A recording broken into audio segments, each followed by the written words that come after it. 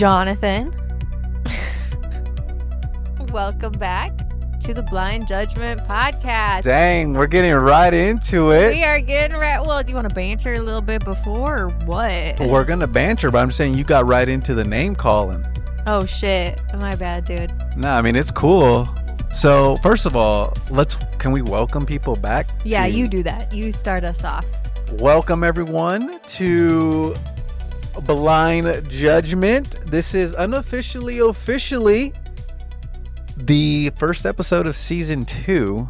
Season 2. Season 2 is among us. As all 5 of our fans are aware, we've taken a break. And, that was really for no reason other than life was just happening and we couldn't get to it. But we're here and we figured why not just call what we did Season 1 and kick off Season 2. So here we are. Here we are. We've got some changes for this season, some new updates. Yeah, one of those changes is we're dropping our pin names. Yeah. So I used to go by Jay, and that was short for Jonathan. And Hugh, what's your name? What do you want me to call you now? Because you still haven't made up your mind yet. Yes, we can drop Hugh, and you can call me by my real name, which is Allie. Allie. So yeah, Hugh was short for her last name, which I won't give away. But don't dox me, please. Yeah, we're not gonna do that. But we figured, I always thought it was weird calling her Hugh, and so we're sticking to it. Seemed very unnatural. We're trying to make some updates. We're doing some different things. We're trying out some different formatting as well. So stay tuned for that. Well, we tried a little bit on the last episode of Season 1, which was simply just more conversational, and as we've always intended it to be. And so, yeah. But there are more updates coming. Like, we want to do video. We do. We want to do video. We can be transparent about that. We're not quite set up for that, mainly because I'm naked and on the couch right now, and I don't think YouTube would like that. Baby, first we got to be transparent with our listeners. You are not laying nude on your couch. I know, but baby, you know I'm the comedic relief around here. Thank God, yes. No, but we do want to do video. We'll get around to it eventually. But we're super excited to be back. I'm sipping on some tea to help my vocal cords sound extremely nice. It is super hot outside. Spring is officially among us here in Texas. Spring has sprung. So I think we're having a lot of allergies. Like, I am having some post-nasal drippage. Yeah. Not a good look. Not a cute look when you're trying to record a podcast. That is true. I also had to cut my grass for the first time since winter came, and that's always my least favorite part about spring. As beautiful as it is and as awesome as it is, the weather truly is amazing, but the grass has been growing rowdy. It was so tall that when I went to let our dog outside, she went out in the yard and you couldn't even see her. Yeah, the grass was officially taller than Mia. Yeah.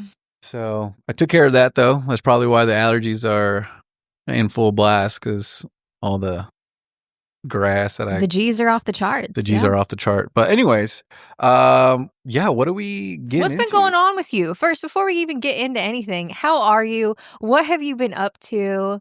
We haven't heard from you since the inauguration. Since we last spoke with you guys, our country has taken a turn. Oh, geez. No, I know it's been a while. I just got back. I was doing some traveling. I visited my brother and his family in Arizona. And I took my nephews to, I wish I could say it was their first concert.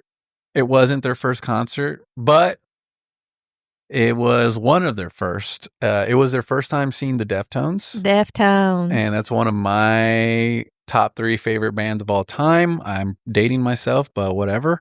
It was awesome. It was a super cool experience. I was only there from a Friday to a Monday, and it was short and sweet, but I think the boys had a good time. They're in high school. One's a senior, one's a sophomore. So it was kind of cool to share that with them, and I definitely enjoyed it. And like I said, I think they did as well. So yeah. That's good. That's fun. Yeah. What about you? What you been up to? Well, I just got my first official pair of cowgirl boots from Tecovas. Dang, girl. Yes, it was quite the process to like decide which one I wanted, what color I wanted, what style I What color did you wanted. end up getting? I got black. I think it's called, their color is Midnight. It's goat skin. They're really nice. Is there any benefit to goat skin? Like, is that better than regular leather? It's softer, so it has more of like a give to it. Um, Now these are like real cowgirl boots because they are real. I think when I hear like, I don't know, they're for girls at least, there's like different levels of boots, and there's like the cute boots that girls Which I wear. have already. Like I already have a pair of like the cute fashion cowgirl boots, but I wanted a pair of like true cowgirl boots. I have lived in Texas for 3 years, and I feel like it's high time that I become a cowgirl. No, or how I used to say when I was a little girl, I used to say a cowboy girl. A cowboy girl. Yeah. No, they are very nice, and they're super they're like work boots. Like I could see you working on a farm with those things. I will. But you ain't going to work on a farm, is you? Maybe, you never know. You still have to get them branded. Is that what I understood? That's one thing that they offer? Yes, they offer. You can get them branded, but I haven't decided what I want to get branded on them yet. Can you put blind under one foot and judgment on the other? I love that idea. Wait, how crazy can you get with the branding, actually? Can you do like a picture? I don't know. Whenever I asked her about it, she was like, people usually do like monograms, like with their initials. Yeah. Or they can do little symbols. And symbols? Yes. And it was kind of confusing because typically like a monogram has like 3 letters because it's like your first, middle, and last name. But I have 2 middle names. I have 0 middle names. I know, because you're a loser. Wow. But yeah. So my parents listen to this. So you just called them losers. You're not a loser. Yeah. I wonder what the craziest branding request they've ever received. Like, hey, can you brand bitch on the bottom of my boots? That makes me think of I can't remember which Jackass movie it was when Ryan Dunn branded a dick on Bam's ass. Actually, yeah, I could see some girls getting like bad bitch on their boots. Yeah. That's not that crazy. But a dick would be crazy. That would be crazy.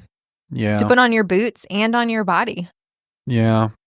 My coworkers listen to this, so this is going to be an interesting conversation when they tell me they listen to this episode. But well, we can cut some of it out. We can shorten it down. We're real. You know, this is the season 2. This is we're being. Oh, real. We're going mask off. Did we already talk about that? Yeah, we already said we're. Damn, bro. Okay, but we've started and stopped this episode so many times. I couldn't remember if it was like in something we did in another take. No, we already told them that we're going with our real names. No, we started and stopped multiple times because, you know, we had to shake the rust off. It's been months. She's rusty. No, but we're excited for season 2. We're excited. We're happy to be back up in this gig. All right. So, yeah. Are there, I guess, any other announcements that we need to make before we jump in? Oh, yes. So if you are a returning fan, we typically start off each episode with a series of pictures that Jay uses Jonathan, as you now know him. He kind of looks at the pictures, puts together what he thinks the episode's going to be about. We're not doing that. Cut. It got cut on, left on the cutting room floor. So we will not be doing that. But we will still post pictures that go along with our episodes on Reddit. Yes. So we're not stopping that. But yeah, we're not interrupting our conversation to look at photos. We might bring it back. It's just we're trying new things in season 2. Yeah. Season 2.0. Cool. Well, with that, let's kind of dive into our story. Let's do it. Before we start off, though, I'm going to give you a little bit of bridge history, baby. Bridge history. Bridge history. It is related to the case. Okay. So We're talking like a bridge? Like a specific bridge. Okay. I'm going to tell you a little bit about the Chain of Rocks Bridge. Chain of Rock Bridge. Okay. Chain of Rocks Bridge. So it spans the Mississippi River. Okay. And it connects Madison, Illinois to St. Louis, Missouri. Got it. It got its name from these like rocky outcroppings in the center of the river, and it creates this like really fast rapid. So there's these rocks essentially sticking out of the river. Gotcha. So that's why they call it, the area is called the Chain of Rocks. Gotcha. So they built a bridge over that area in 1920. It's a highway bridge, and it was part of the historic Route 66. So they shut that bridge down in 1966, and they built the new Chain of Rocks Bridge, which is just a couple miles down the river. Okay. Is it still part of Route 66 then? That one is not, no, because it's the historic Route 66. I didn't even know Route 66 like went out that way. No, yeah. So it went through my hometown. I thought like directly through my hometown. Interesting. So it goes through Missouri. Mm-hmm. So does Route 66 go from like coast to coast, from east to west, or north to south? For some reason, I guess my only experience with Route 66 was like in Arizona, where my brother's family lives, or like I think in California and Vegas they have it they do a little bit. Mm-hmm. It's always just associated with like the western part of our country. But we got it in the Midwest, baby. Well, there you go. You learn something new every day. So they closed off the old bridge, and in the decades that followed, it turned into this like a footbridge that was essentially like a hangout spot for the area kids, like and the this area is the old teenagers. Bridge? This is the old bridge. Okay. It was just like a 2-lane bridge. Shut it down. Now it's a hangout spot. That's where kids go. Did they like maintain it at least? It was not at this point. Okay, so it's kind of like a rundown bridge. It was a rundown, kind of like, I don't know, think of like did y'all have like an abandoned house or an abandoned like where yeah, so it's like where the bad kids go to hang out. Yeah, it's like a hangout spot, like a party spot. Okay. So they'd go there to drink, do drugs, what have you. Did you go there? No, because we will get into the story. Okay. So also, I guess to give maybe a little bit more context, I am from St. Louis. I'm from the St. Louis area.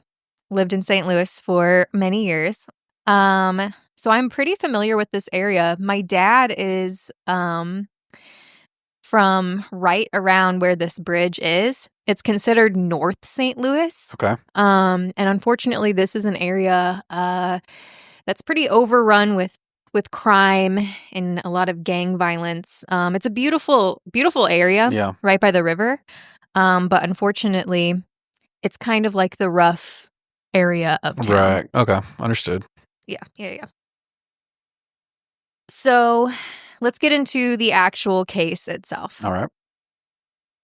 Unfortunately, this bridge was the location of a horrific crime that occurred on April 4th of 1991. Okay. And I'm going to walk you through the events of that evening. I'm ready. Okay. So 20-year-old Julie Kerry and her 19-year-old sister Robin arranged to meet up just before midnight with their cousin Thomas Cummins, who was also 19 years old. Okay. So Thomas was visiting his grandparents for Easter in St. Louis, where the girls also lived. And on this evening, he snuck out of the house so he could go hang out with the girls on the Chain of Rocks Bridge. The sisters were eager to show him a graffiti poem that they had put on the bridge, and they were just going to like hang out, chill, do their thing. Interesting. Thomas was getting ready to go back home, so this was like their last chance to really hang out, just the cousins, before he left. Earlier that evening, across the city, Marlon Gaye, Reggie Clemens, Antonio Richardson, and Daniel Winfrey gathered at a friend's house. The latter two were younger, at 16 and 15 years old, and Marlon was the oldest, and he was kind of like the leader of the group, okay? And he tells them, he's like, we should go over to the Chain of Rocks Bridge to hang out and smoke a joint. How much older is he? He is 24. So he's a 24-year-old hanging out with these 15 and 16-year-old kids. That's kind of weird. Super weird. Yeah. But as we get into it, not the weirdest thing. Okay. And are we gonna... This is kind of a side note, but do we know what the poem was that the girls... We don't know what the poem was. That'd be interesting. That'd be a nice little follow-up. An interesting thing to look up, for sure. Okay. We could see it.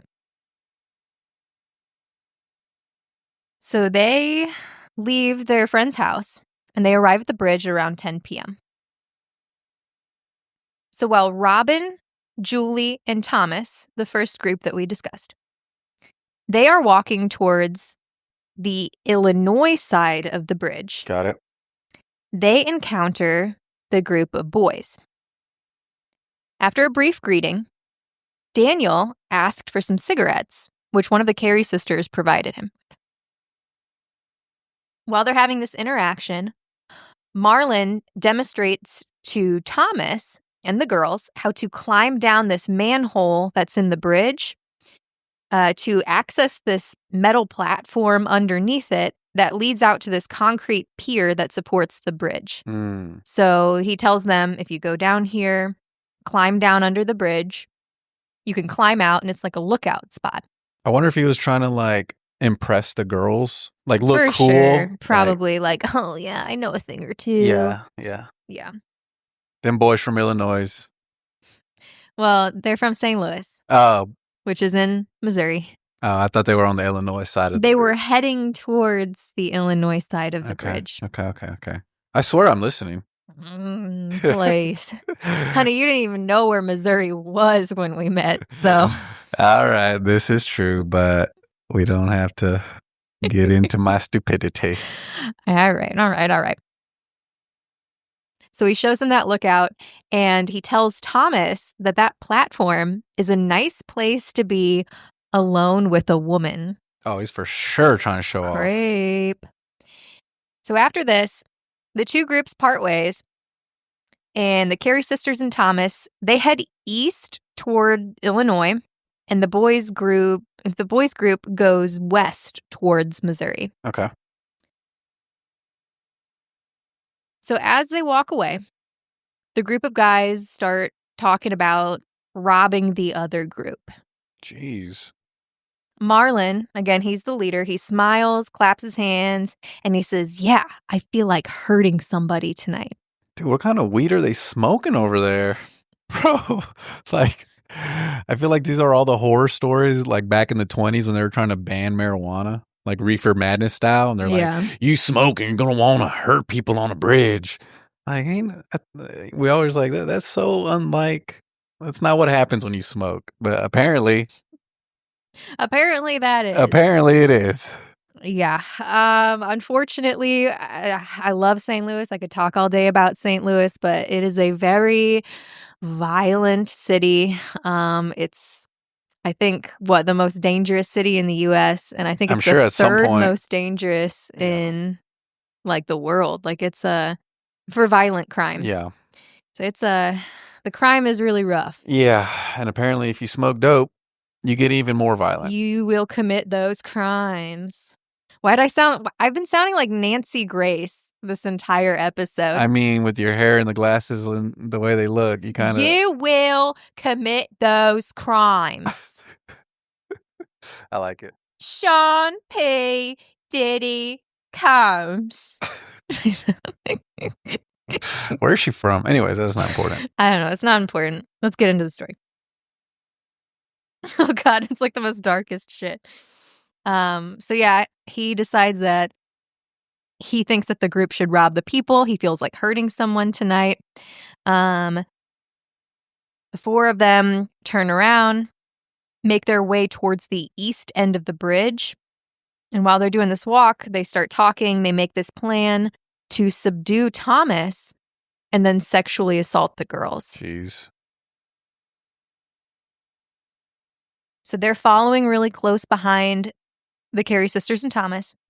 And as they round this bend on the bridge, Marlon wraps his arm around Thomas, pulls him back, and shouts, "This is a robbery. Get down on the ground."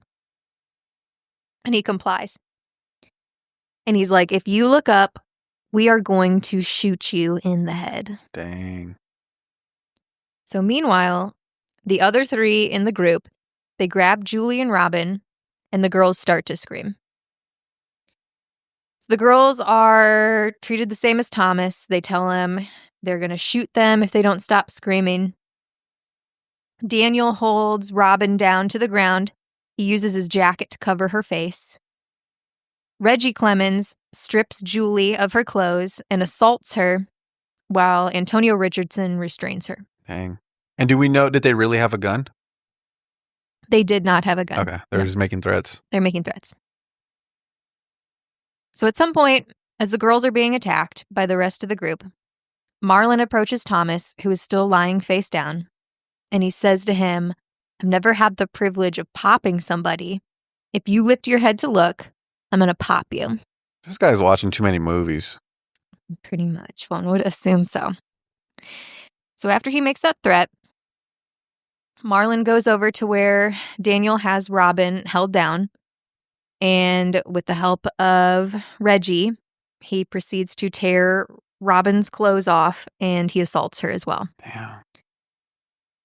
So while this assault is taking place, Thomas has his wallet, wristwatch, cash, and keys taken from him.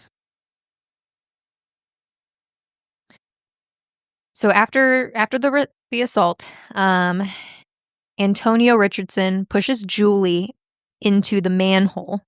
Yep. The manhole cover that we had described earlier. And he follows her inside. He then grabs Robin and pushes her down the same manhole where Julie's been taken. He returns to Thomas, covers his head with a coat, and forces him down there as well. So all three from that group are down there. Got it. And the rest of the group as well, the group of 4 boys. So now everyone is down there. So they then direct Thomas and the Kerry sisters to step out onto the concrete pier beneath the metal platform. Suddenly, one of the assailants violently shoves Julie off of the pier, Damn. plummeting 50 to 70 feet into the rough rapids below. Jeez. And it's nighttime, right? It's the middle of the night, yeah. So Thomas is completely frozen in shock and fear, as Robin is the next to be shoved off the bridge. And he realizes that he is about to be pushed to his death, and he believes that he has a better chance of survival if he jumps off rather than if he's pushed. So he ends up just jumping off of the bridge. He survives the fall. And when he gets into the water, he immediately encounters Julie, who has also survived. And they are trying in vain to latch on to one another, but the rapids are just too strong, and Julie is pulled away. What, was Julie the second girl or the first girl? Julie was the first to be pushed. Okay, Robin was the second one. Robin was the second.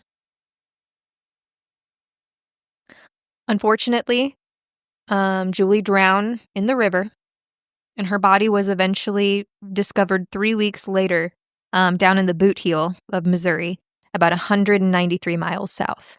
Dang. Sadly, her sister Robin's body has never been found. Now, Thomas is able to swim to shore, and miraculously, he survives. Wow. That jump. So, after these egregious crimes are committed, so did the women the get group raped? Of guys, yes, yes, they got sexually assaulted. Oh, okay. Should I make that more clear? I mean, I assume just was, I guess, making sure. Like, I don't know if they just got like groped. No, they were raped. Yeah. Do you think I should say raped? I don't know. I don't know.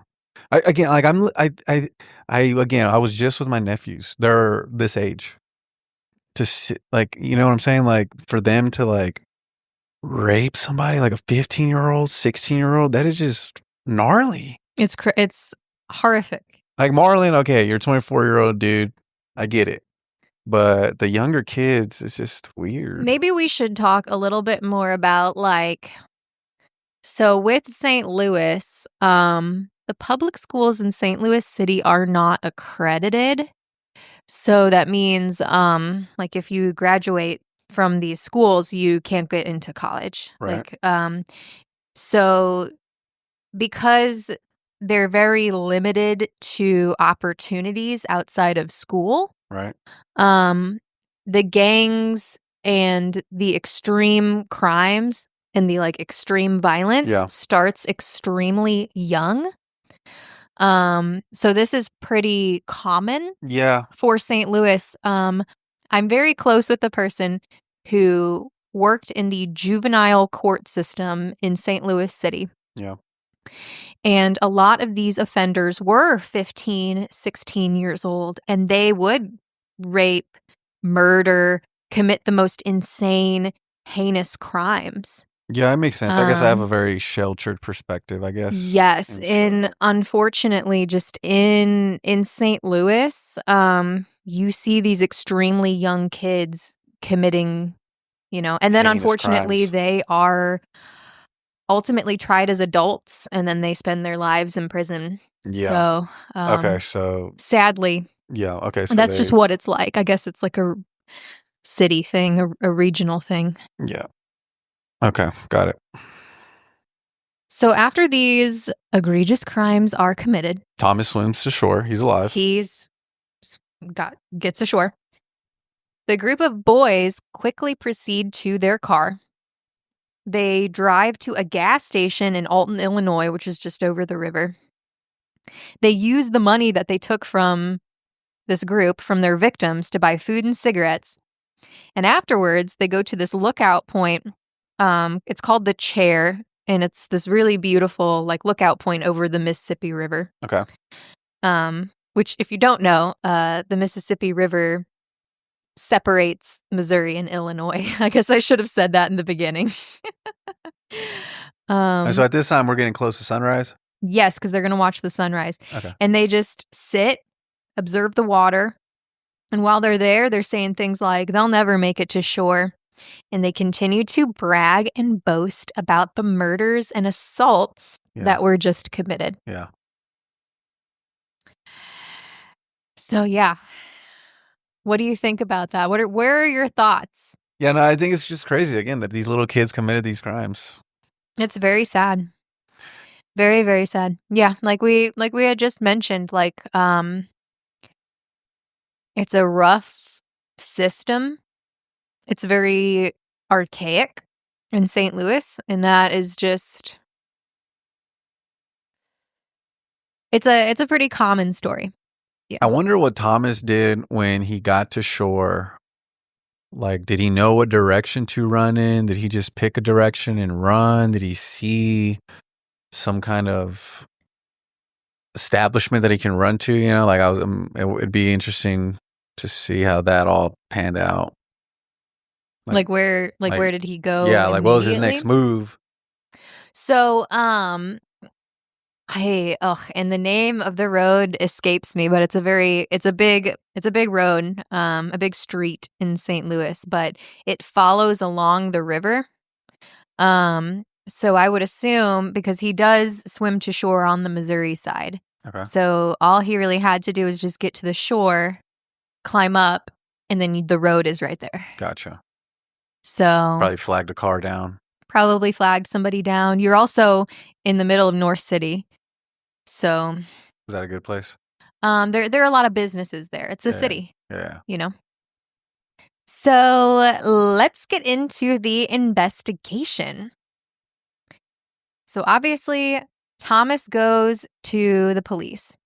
And initially, the police are like super skeptical of his account. They're like, you made up all of these guys. You concocted this whole story to cover up, attempting to rape your cousins. Just weird, weird shit. Damn, Okay. that must be hard to hear.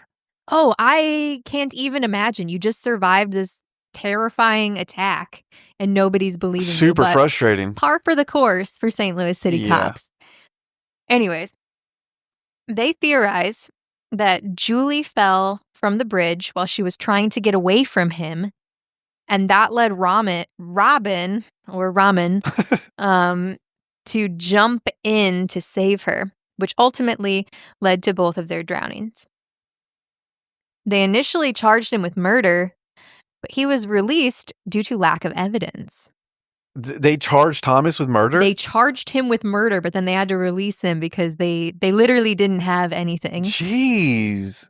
Yeah. Like, it's one thing to just, like, not believe the guy, but then to accuse him of murder? These cops are on one. St. Louis City.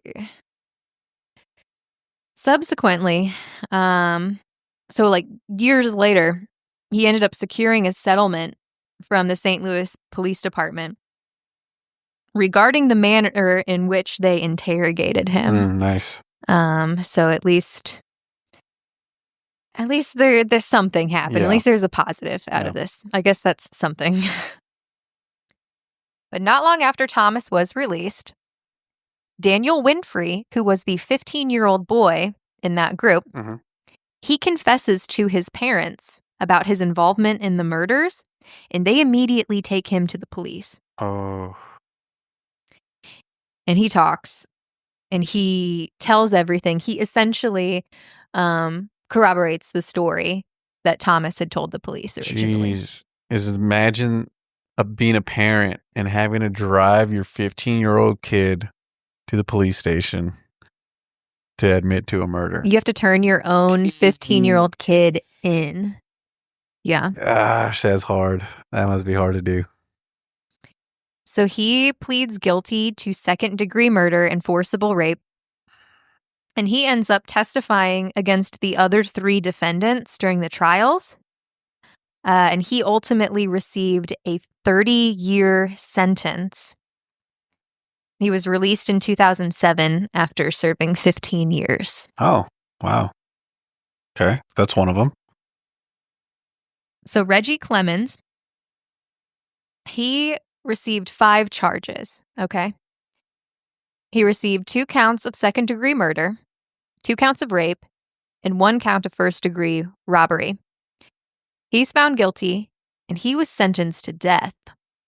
But his conviction was overturned in 2015, and he received 5 consecutive life sentences without the possibility of parole. So that's what he got instead. Does that mean that he pled guilty then to all the charges? Because, like, okay, the first guy who let the cat out of the bag. He did not plead guilty. He went to trial. Oh. So there were 4 in the group. The only one that pled was the younger one, was Daniel. The one who went to the police? Yes. The other ones went to trial. Gotcha. Is that why their punishments were more severe? Yes. Okay. Because typically the plea deal, they'll cut you a deal. Also, if you testify against your co-defendants, they'll typically give you a deal, which he did both. And again, he was released after 15 years. Yeah. Okay. So, yes. So Reggie Clemens, he got 5 consecutive life sentences, no parole. Antonio Richardson, he also received the 5 charges. So again, the 2 counts of second-degree murder, 2 counts of rape, 1 count of first-degree robbery. He also got a death sentence, but the Supreme Court of Missouri ended up commuting his life prison in 2005 because they ruled that executing individuals who committed crimes as minors is unconstitutional. Right. Because he was 16. Yeah. So he got his sentence commuted. To what? Life in prison without the possibility of parole. Okay, got it. So they just weren't gonna They're not going to kill him, but... They're just going to let him die. Well, yeah. Okay. But it's a lot better than being pushed off of a bridge. No, for sure. So the ringleader, Marlon Gray, he was charged and found guilty of all 5 counts, and he was also sentenced to death. However, unlike his co-defendants, he was unable to overturn his conviction, and his execution date was set for October 26th of 2005. He did not request a last meal, and he provided no instructions regarding his body after death. In his final statement, he proclaimed his innocence, and he said, "This is not a death. This is a lynching." Oh my God, get out of here, dude. So what are your thoughts on that? What kind of instructions would you give for your body? Like burn me or bury me? Yeah, like I want my body to be buried here. I want to be cremated, give my ashes to my family. Could you be like, bury me at the White House? Like, could you? They're not going to do that. I mean, it means like, what are we going to do with your body? Are you going to be buried somewhere? Gotcha. Do you want your body to be released to your family members? What do you want? Yeah, no, that makes sense. Yeah. I wonder why he saw it as a lynching. Like, what is this dude talking about? So he did like maintain his innocence for like a long time, and up until his execution, he claimed that he was innocent. He claimed that, he wasn't there. He went back to the car. It was like the other guys who did it. However, they did a DNA test on Julie's clothing. She was the body who was found. And his DNA was all over her clothing. Wow, it's amazing they can extract DNA from it, given that it was wet for, I don't know how long. Yes. It was in the water, but. What? Here, let me look at the... You said it like went downstream over like 160 something miles? For 3 weeks, yeah. It was in the water for 3 weeks? Yeah. Or maybe it was on her clothes, it was on her body. Wow. Yeah. So then, yeah, if they found his DNA, like, what's your deal, bro? Still He's delusional. His innocence. I guess, like, how does it go from one dude who let the cat out of the bag and, like, I guess they just go with his story, like, whatever he says? Like, here's what happened. Like, what if he just made it up? Exactly. And I think that's so maybe is that where Marlon... Like, this was it is a very controversial case. Partially because, the perpetrators, except for the kid who let the cat out of the bag, who went to the police, he was white. The other assailants were black, and all 3 of the victims were white. So it's a very controversial case in St. Louis from that aspect. Well, I guess we have Thomas's side of the story. Yes, and so I'm sure that... Sorry, what was the kid that went to his parents? And Daniel. So I'm sure they have Daniel's story lined up with Thomas's, and so that's kind of what made it true. It was pretty much the exact, yeah. Okay. Well, yeah. Yeah, so where are you at with the case? What do you think? I mean, that's kind of where it ends, obviously. Yeah. I guess I'm just confused as to why Marlon is taking that stance. And is he maybe trying to, like, did he have a lawyer? Of course, yeah. So I just don't understand, like, that maybe the lawyer put this in his head, like, you can maybe get out of it, just hold your innocence, like. Or maybe he just didn't want to admit that he was wrong. I mean, think about all of, like, the crazy things he was saying leading up to this crime.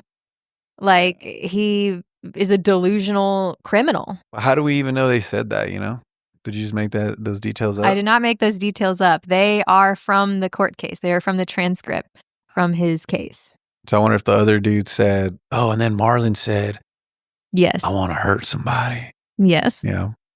Interesting. Yeah, so I don't know what his deal is. I guess he got what he deserved. He was an adult during the time of the crime, so. That is true. I kind of agree with the others not getting the death penalty. I think that makes sense. I agree too. Yeah.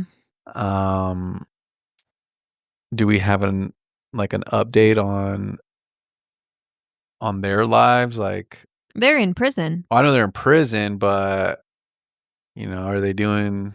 How are they doing? You know, like. I don't have any information on that. No, and I don't have any information on the guy who was released. I think he probably wants to maintain his privacy. And then Thomas, like, I guess he got that settlement. He is also very extremely private. Like, even doing this research, I could not even find a photo of him. He wants to completely maintain his privacy because this was a pretty high profile case at the time. Yeah. Have you gone to this bridge? I sure have. So I've been to the Chain of Rocks Bridge, and I guess to kind of give it a little bit of an update, in 1998, so years after this crime was committed. This is in 91, right? The crime? Yes, in 91, 70 years later. The bridge was turned into this walking trail. So they completely rehabbed it. It's super nice. Got rid of the manhole? It's like a park. Yeah. Well, it's like a park now. Okay. Like they've done a really good job with like landscaping, cleaning up the bridge, making it really, really nice. And it's a cute little fun spot. Yeah. It was also declared a National Historic Place because it was part of Route 66. Gotcha. So I think that also added to why they made it so nice. They also put in a memorial plaque for the Kerry sisters on the spot where they were killed.